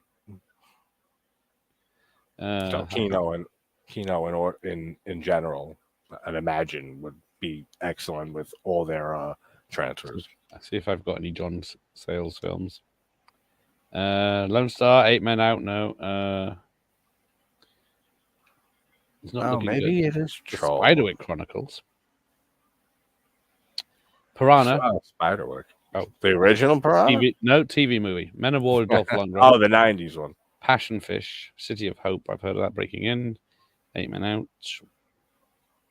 Clan of the Cave Bear. I've got that. I think I got that from someone. Was it you, Doctor? The Howling screenplay. Alligator. Oh, of course, I love Alligator. Battle Beyond the Stars. And then, yes, that's Piranha. Is he still with us? Oh, he is still with us. Alligator was the film that you recommended me doing a video on like a year and a half ago. Where is it? When I posted something asking what movie should I do next, and you said Alligator, and I said that's a good one, and that's Robert Forster and stuff. I should finally get that done for you. This guy might be the director's brother, Larry Cohen's brother. Looks like him. Yeah, I don't think it was the guy. No, that was the teacher that we saw earlier, wasn't it? Yeah, that got killed. Oh, Troll 1, Moriarty's from as well. Yeah, I wonder if Q could probably look. I don't know if 4K would I don't know how, if it'll help it. Oh, he works as a ghostwriter. Yeah, I can see that. He did a few big scripts. Oh, yeah. Thanks, JT. like I said, I watched you and Ginger Ninja and Girl and a few others. All great, thanks. No, thanks. Yeah, Piranha 95 was pretty decent, but does it have the nudity of Kelly Brook from that? I say all the time, and Gareth, at some point, like in the next, like we're how close we are, we're gonna know all each other's stories, opinions, everything. It's gonna be like a marriage where you can't stand each other no more because of everything. Shut up! So what am I about to say? What am I about to say? Something I'm not going to be happy about. Tell me how right I am about how well we know each other. What am I about to say about regarding Piranha? Oh, Piranha! Oh, yes, he does speak for my channel. Yes, Piranha, I say all the time, is not great by Dante. I will agree for this. And I think the remake, Piranha 3D by Alexander Aya, is one of the best examples of a remake. Oh, done right. I think I did a watch party of that. Yeah, stop making all remakes of classics that suck. Take movies that weren't good in the first place, that didn't have a great screenplay, or the effects weren't good, or the directing sucked, or whatever the reason, or you didn't have the way to do it. That's why, to me, it's very boring. Piranha. There's some effects, but you need to kill a piranha movie. You want to see piranhas all over the place, killing, ripping the shit out of people, and that's exactly what you get for the remake. Gore fest, and that's a movie, the CGI you can go nuts with. That's the type of film it doesn't matter, and there's a decent amount of practical too in that. Yeah, there's a lot of CGI, but that, again, you need it for that type of movie, and that's where I'm okay with it. Yeah, and it looks pretty good. But that's an example. Gore. Yeah, and the visual effects. Exactly, the visual effects that are done in that to remove CGI and add it and stuff too practical, it's great. And that, I always say, is an example of how remakes should be done. Take bad movies from the past that weren't successful and remake those. Here we go. Got to remake, if you can't be original. I love this. Is a scene I've seen with the mine face guy, and he's flying around. I've seen this. And then, Paul Richard Roundtree gets picked up and then dropped. In this middle of the city. See, he looks cool. The design, like, I like the design of Q. There you go. And it doesn't look that bad, actually. Now, like, re-looking at it, like, since I never saw the movie in full, but seeing that clip, it doesn't look bad. Yeah, it holds up. It doesn't look terrible or anything like that. Dance compulsive for the show. There you go. Remake Ishtar. Leave the good ones alone, fix the bad ones. Yeah, whenever they say The Rock is going to be making Big Trouble Little China.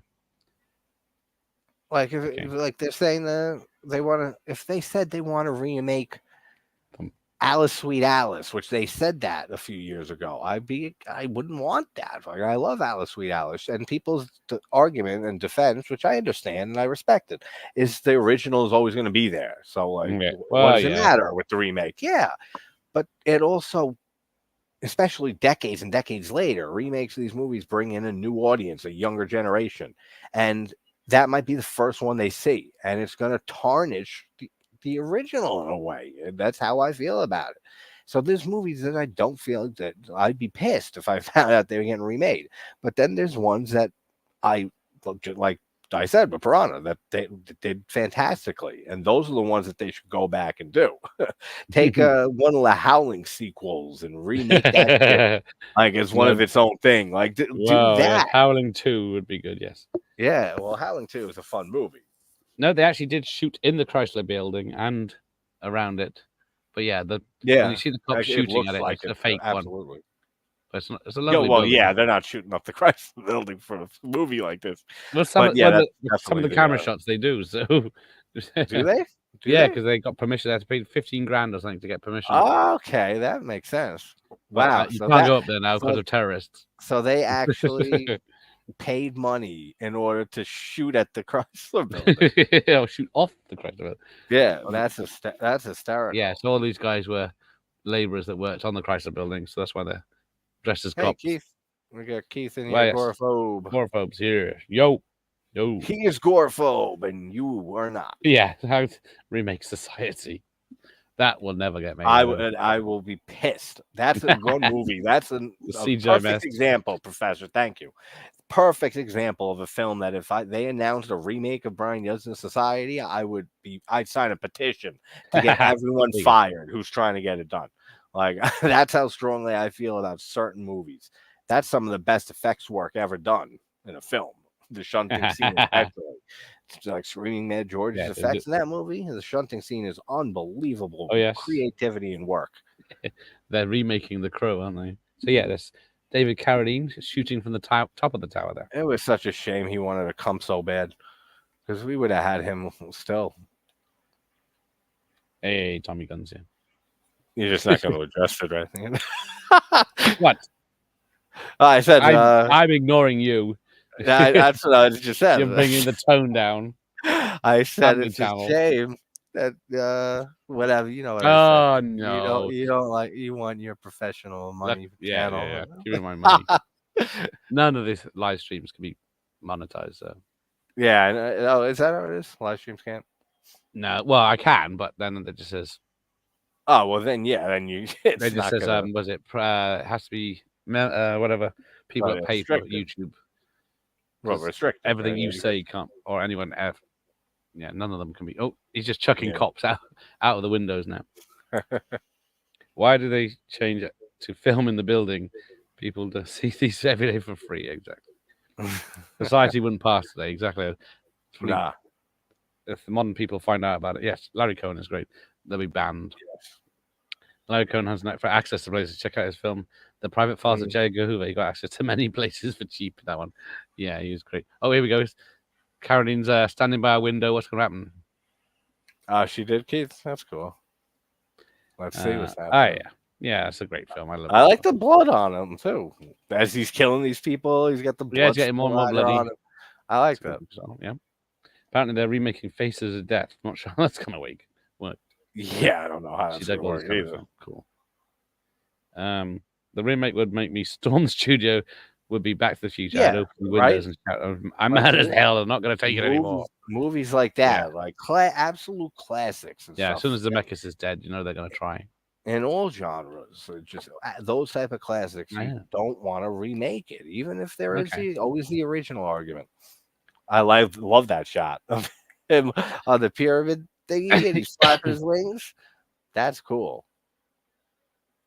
And it's impressive. It's actually impressive for the fact that they put this in after filming the whole movie and not knowing that they couldn't add it all in afterwards. Like it's pretty damn impressive what they did going back to it. Yeah, like a remake of Jaws. People would flip. How would that work? I'm not a huge Jaws fan. I mean, I think it's a classic, but I'm not a big killer shark guy.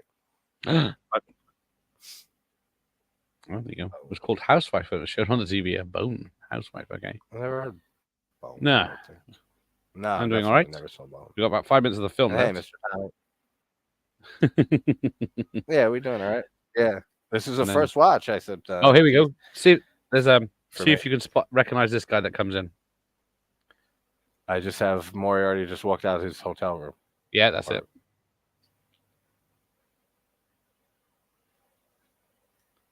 Yeah.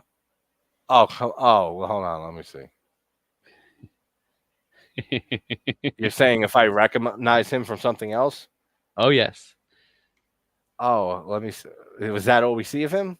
No, you see him again. He looks so familiar. Oh, dear. You've seen him again in a minute. Yeah, that's what I'm waiting for. Oh, yeah. What? Oh, come on. Oh, what is he from? He's about 40 years older. Everything. Yeah. Oh. Eating a snake sandwich. From Oh, It's Always Sunny. Yeah, it's the landlord. All right, okay. Wow. I would have not linked it until you said it. Because I saw it. I would, if I saw this without you, I would have been saying, "Who is this? He looks familiar," but I would have no idea. Yeah, having a ritual killer subplot does make this difference because it does bring the monster back, and was there a big queue for this movie when it got? Oh, fuck's sake!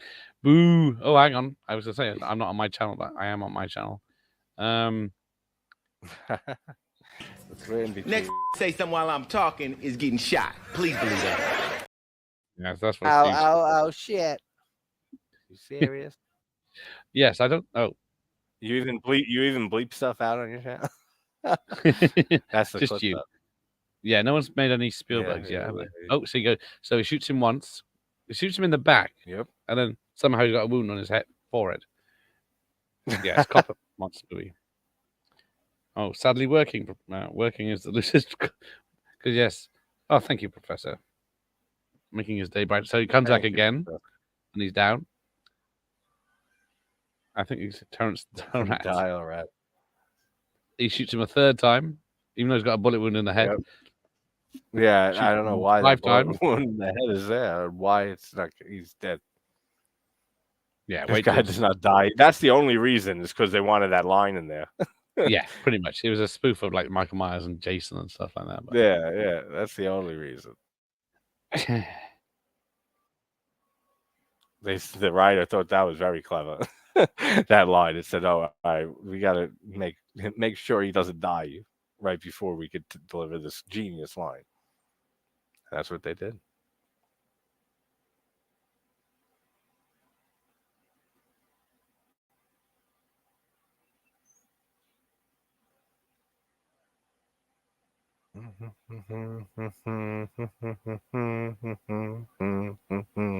Now that I had that shit stuck in my head for the last like 24 hours, the Gremlins theme.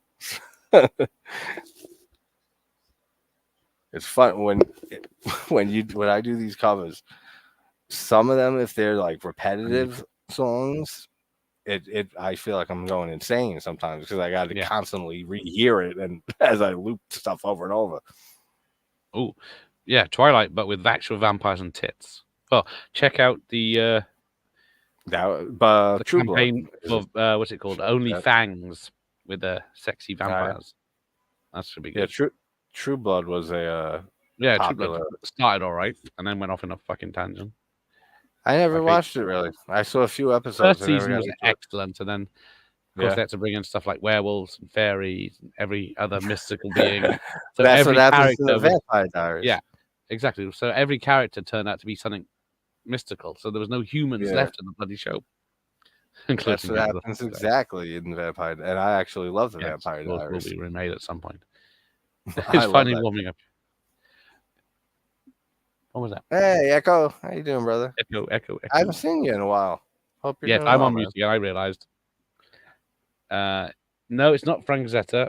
It's another famous bolero. So here we go. Set up for the sequel. Yep, with the egg. All right. And we never got a sequel, right? Not that I know of. No, we did not. Because this made money, so it's odd.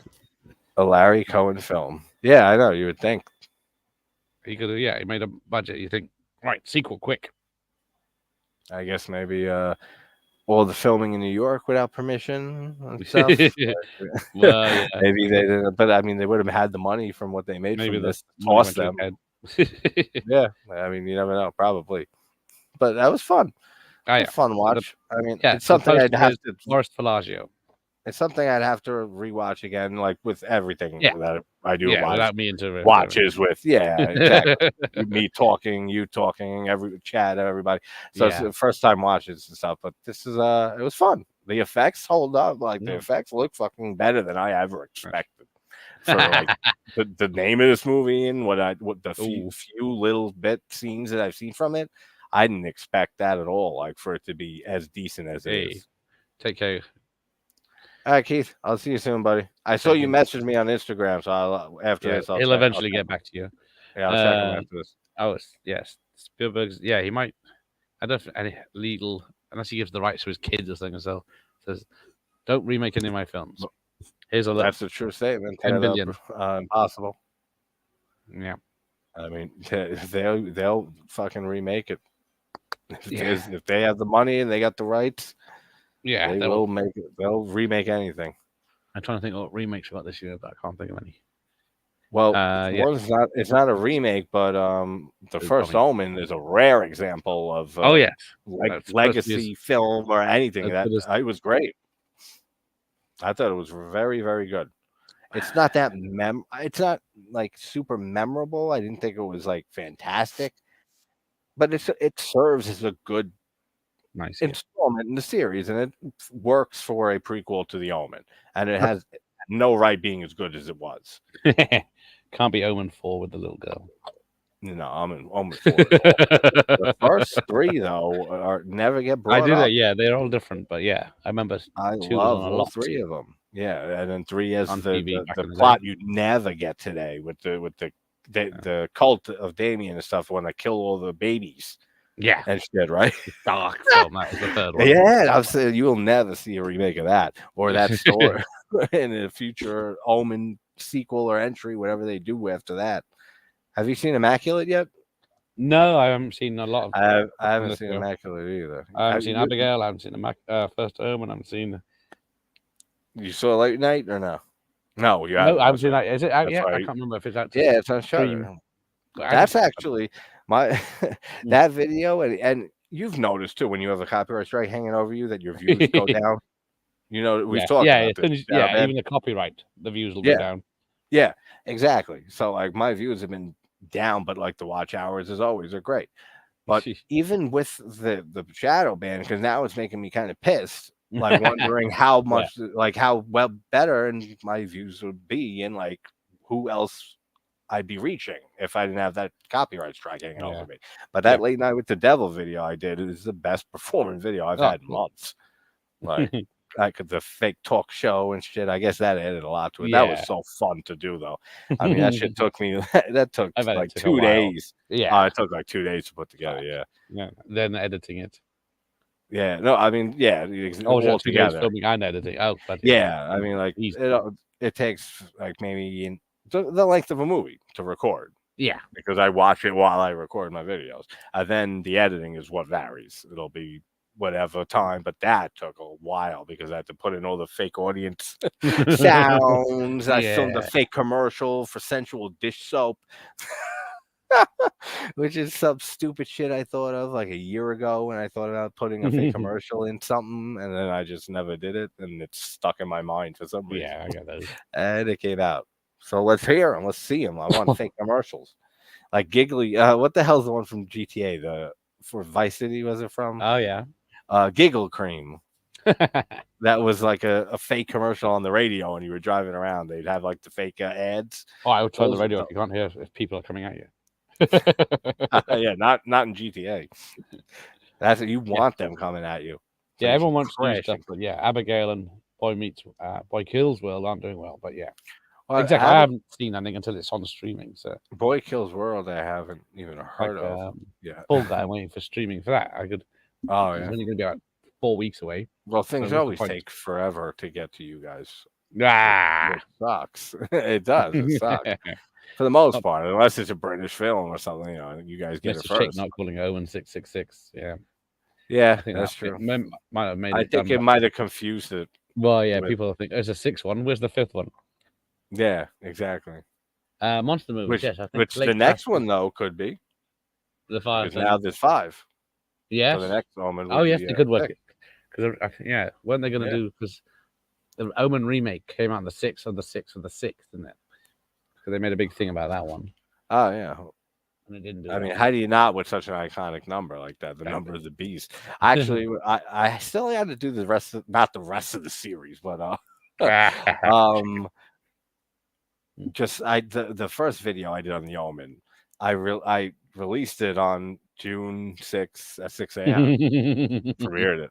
Nice. And I took because that was a movie I thought of doing earlier, and then I said, you know what, June's coming up. That's perfect. Let's do that. Then I never did 2 and 3 and 4, but I got to go back and do those. Like I said, I love 2 and 3.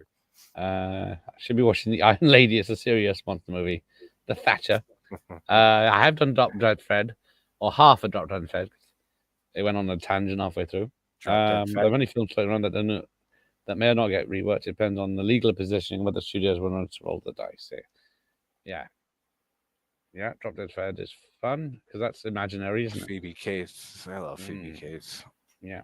10 years since we watched Rick and shit.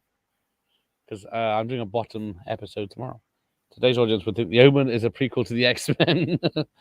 Yeah, that's I mean that's what my point was earlier about remakes in general and how people can counter arguments saying doesn't affect you. Like, don't watch it then. And that's fine, and you're right. Yeah, I don't bother watching stuff. But exactly what Ian just said, like, the younger generation don't know the original source material and stuff. I'm sure there were people who never saw John Carpenter's Halloween who went into Halloween 2018. Yes. And that's a terrifying thought to me. Like, it really is. Like, that somebody saw Halloween 2018 or any of the newer Halloween films and didn't see the original, or if The Exorcist Believer was their first Exorcist film. Like, that's where the remakes end up sucking for a lot of people, the majority, and people get crazy over and want to riot the studios. That's why they get like that. So I see both sides of it, because it's ruining it for people who are younger who never saw the originals. And then the first thing they're going to think of, first time you listen to an album by a band, and that's usually becomes and remains your favorite album by that band, because of nostalgia. And it's the first thing you heard by them. And it's similar with movies. Look at all the nostalgia we have just for films that we watched as kids and stuff. So you got a younger audience that's going to go in, and maybe they got a friend in middle school or high school and say they're a horror fan. Oh, you want to see this movie? The Exorcist Believer is coming out, and they never saw The Exorcist. And then they go they say, this movie's not great at all. It tarnishes the original in some way, even if it's not a big way. That's where I stand with it. Remake cocaine with less family comedy, more cocaine, and some crazy stuff. Actually, imagine the 80s. I agree. Yeah, oh, that would be like just awful. Exactly the way Cocaine Bear should be. Yeah, and I had fun with it. I didn't think it was great. I don't remember much from it. I don't remember much from it, but that's how you know if I cared for a movie even decently, is if I don't remember a goddamn thing from a movie, even if I don't say it's terrible or anything, like The Nun 2. That was an improvement on The Nun in every single way. I still don't remember a goddamn thing from The Nun 2. Like that, it's not good at all. It's just better than the first one. Yeah. And I actually remember the first one more, because you tend to remember movies that you think are terrible more than the ones that are just meh, and that's it. Right, I'm wrapping up. It's cold and dark. Well, that's because you're outside like a lunatic. It was nicer earlier. I was going to join you. I was going to go outside, but it was cold today, so I said, I'm not going out there. Screw that. Yeah, as he says, I'm alone in the dark at night, and there's noises. Oh, yeah, you know that there's a killer coming. Oh, great. So get to bed and get, at your most vulnerable before he gets you. My duvet will protect me. Yeah, there you go. That'll help shit. It's like, as Scream likes to say, bring a weapon with you. But that shit never helps anybody, because they still get killed. So keep looking. Thanks for this, man. Thanks for as always. And thank you for finally making me watch this. All right, take care, Mike Mars. I'm going to fun stream. Thanks, Professor. I'll see you later. Everybody, thanks so much for watching, guys. And thanks for the video, Terrence.